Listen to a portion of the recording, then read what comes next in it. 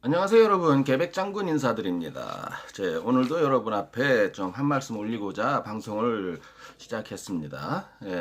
요즘 시끄러운 조국 문제를 좀 새로운 관점에서 한번 다뤄보면 어떨까 싶어서 제 의견을 말씀드리고 여러분과 공유하고 싶어서 영상을 올렸는데 한번 들어보시고 뭐 좋은 댓글 많이 부탁드리겠습니다.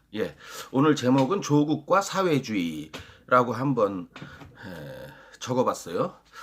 조국이 사회주의자인 거는 뭐 자기 스스로가 국정감사에서도 자기는 사회주의자라고 말하지 않았습니까? 그러면서 꼭 하나 붙이는 말 있죠.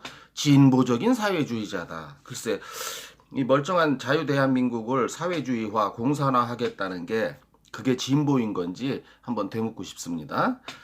우선 여기서 여러분 이 세뇌라는 말 아시죠? 뭔가에 이렇게 치중하게 되는 아주 잘못된 쪽으로 이 세뇌라고 하는 단어를 한번 오늘 주목해 볼 필요가 있다고 생각해요. 여러분 그 이상한 종교 있잖아요. 뭐 사이비 종교라고 말하는 그 뭐 내가 하나님이다, 내가 재림 예수다 이러는 놈들. 그 뭐 문선명부터 시작해서 뭐 지금 대한민국에만 내가 하나님이란 사람이 한 12세 사람이 있다 그래요. 그중에 한 놈은 구속됐고요. 이름은 안 돼도 여러분들이 아실 거라고 생각해요. 그런데 이 사이비 종교 단체에 다니는 사람들이 자기의 전 재산을 갖다 바친단 말이죠. 그리고 이렇게 아주 스스로가 노예의 길을 시키는 대로 다 하는, 심지어는 성상납까지 하는 교주에게 뭐 자기 딸까지 갖다 바친다 그래요. 미친 이게 세뇌되고 정신병자 같은 사람들이. 근데 이런 걸 일반인들이 봤을 때는, 보편타당한 사고방식을 갖고 사는 일반인들이 봤을 때는 이게 도저히 이해가 안 되죠. 저도 이해가 안 됩니다. 그런데 이 사람들한테 있어서는 이게 정의란 말이죠. 왜? 그가 예수님이요 하나님이니까 하나님이 시키는 대로 하는 것이 마땅하고 당연하다라는 자기들끼리의 그 논리가 있거든요. 그 말하자면 잘못된 세뇌 논리지요. 그리고 이 종교를 이 정통 종교라고 하는 기독교 내에서 성경책에 봐도요, 좀 일반인들이 이해할 수 없는 부분이 나와요. 그 대표적인 얘기가 아브라함과 이삭. 여러분 저 교회 안 다니시더라도 아브라함이란 말은 들어보셨죠? 아브라함이 100살이 넘어서 얻은 아들을 하나님이 제물로 바치라 그래요. 그것도 100살이 넘어서 얻은 그 귀한 아들을 각을 뜬다는 건 여러분들이 횟집 가서 회 드실 때 그게 각을 뜨는 거예요. 그렇게 그러니까 사람을 그렇게 각을 떠서 나에게 제물로 바치라는 하나님이 이렇게 잔인한 명령을 내리신단 말이에요. 그것도 욥이라는 인물이 있어요. 욥은 좀 모르시는 분이 많을 거예요. 교회 안 다니시는 분들은. 엄청난 시련을 주십니다. 하나님께서. 정말 설명하기도 힘든 이런 내용은 말하지 않겠습니다. 궁금하시면 가까운 교회 목사님이나 전도사님을 찾아가 보시면. 그런데 끝까지 신앙을 지켜요. 하나님을 배신하지 않고 오히려 마누라한테 하나님을 욕하고 대져버려라. 무슨 사랑의 하나님이냐, 너한테 그렇게 하는데. 그 마누라한테 그런 욕까지 들으면서도 끝까지 신앙을 지키는 이 욥이라는 인물이 있습니다. 그런데 이런 걸 보면서 무종교인들은 모두 뭐라 그러냐면요, 저 사람들 저거 다 세뇌당해서 그런 거다. 그렇게 얘기해요. 일리가 있는 말입니다. 그 종교로 깊이 들어가 보지 않은 사람들 입장에서는. 불교를 예를 들으려고 하는데 불교에 대해서 제가 문외한이 되어나가지고 뭐 이런 스토리의 내용이 불교에도 있는지 그거는 잘 모르겠습니다. 그런데 여기서 지금 제가 왜 갑자기 저 사이비 종교와 성경책 아브라함 얘기를 왜 꺼냈냐면은, 이 사회주의자, 공산주의자들의 세뇌도 엄청나게 무섭다는 거죠.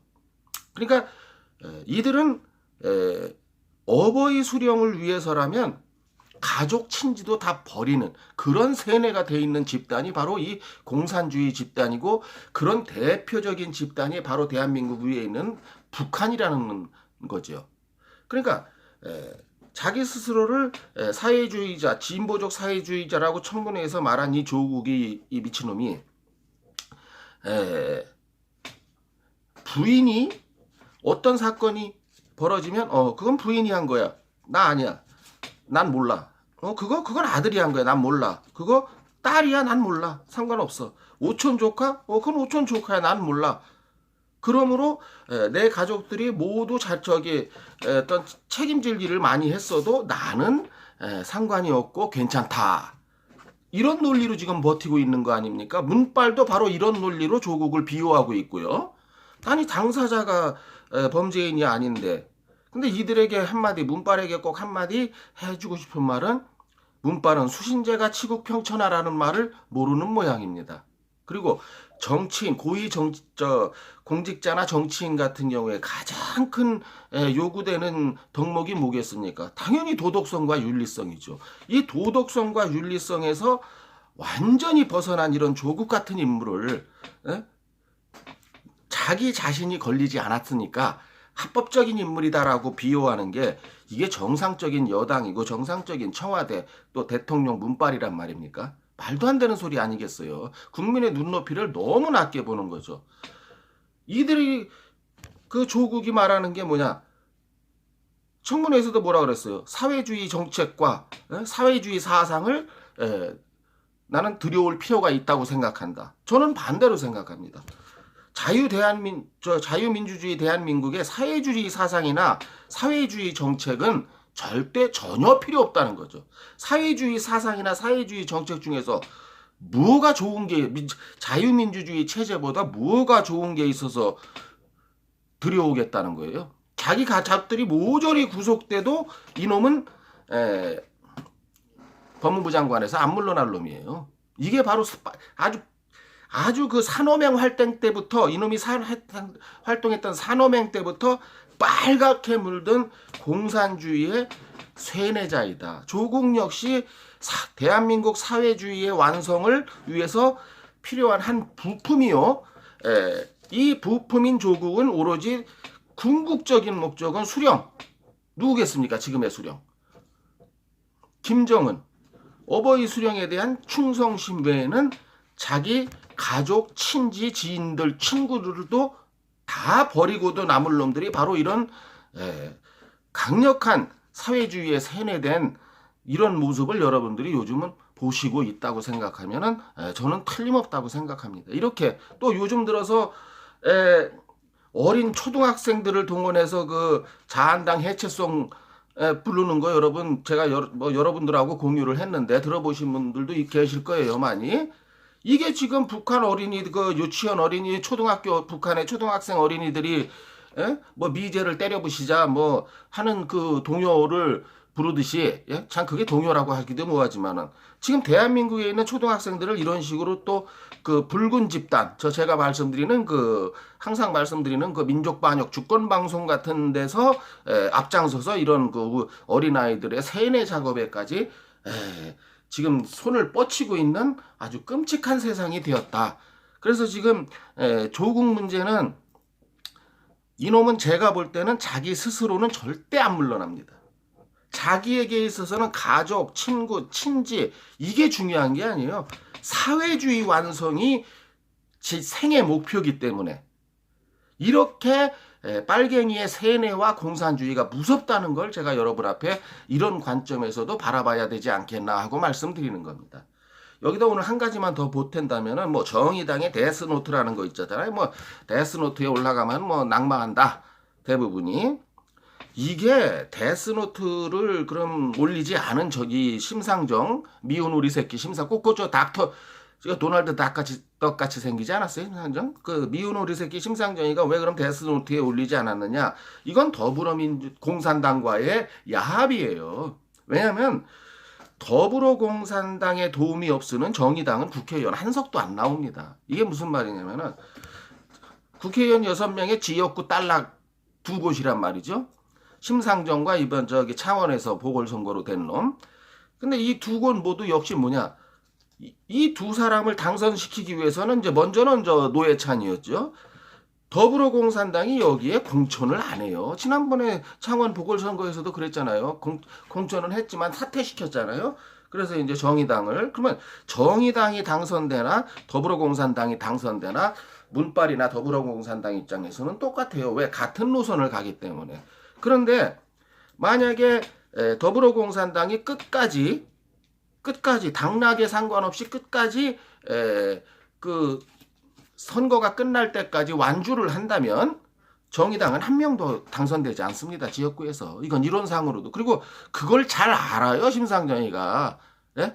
더불어공산당의 도움 없이는 자기들은 지역구에서 당선되는 게 아니고 역시 여기도 사회주의화가 많이 물든 정당 아닙니까? 뭐 노동이니 뭐니 해가면서 그러면서 여기서 왜 그럼 데스노트에 올리지 않았냐면 이건 패스트 트랙을 의식한 거예요. 패스트 트랙에 올라가 있는 연동형 비례대표제를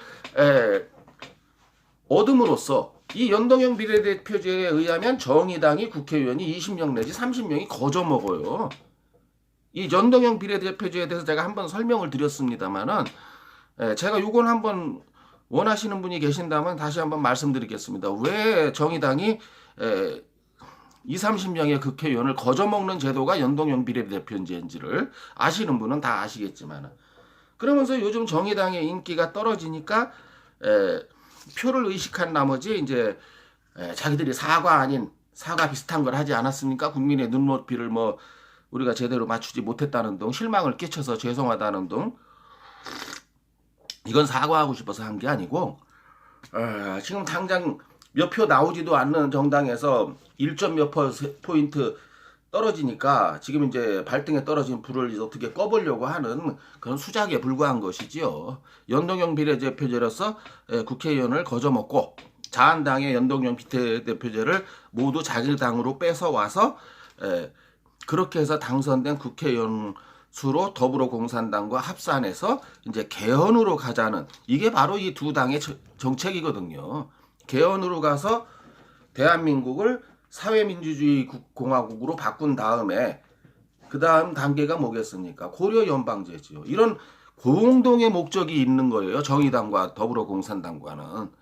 그래서 여기서 이제 데스노트에 안 올린 거지. 그리고 사회주의 완성의 한 부품으로서 조국이 참 적임자라고 자기들도 생각한 거겠지요. 그리고 또 한 가지는 연동형 비례대표제를 얻어내기 위한 그 더불어공산당과의 거래에서 데스노트를 해서 조국을 제외했던 것이죠. 이게 조금만 생각하면 누구나 다 알 수 있는 진실 아닙니까?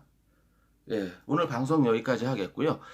그러니까 어쨌든 오늘의 결론은 사회주의자들이 이렇게 무서운 종자들이다.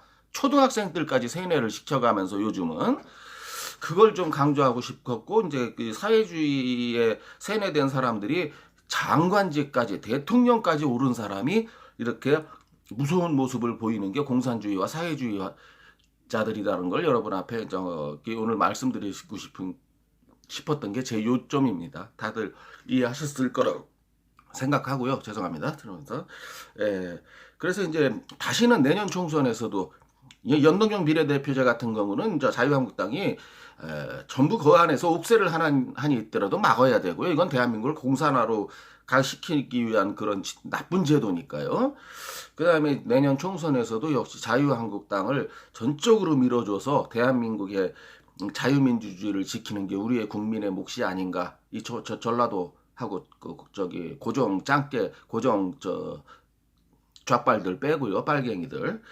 예, 나머지 자유민주주의 세력이 꼭꼭 우리가 뭉쳐서 꼭 자유민주주의를 수호하는 내년 총선이 되기를 지금 이르지만 바라는 바입니다. 예, 끝이 길어졌네요. 예, 그냥 오늘 방송은 여기까지고요. 들어주시고 보아주셔서 감사하고 제 의견에 동의하셨다면 그냥 나가지 마시고 부디 좋아요와 구독 버튼 꾹꾹 꽉꽉 눌러주시기를 부탁드리고 또 댓글로도 응원해 주시면 대단히 감사하겠습니다. 예, 다음에 뵙겠습니다. 안녕히 계세요.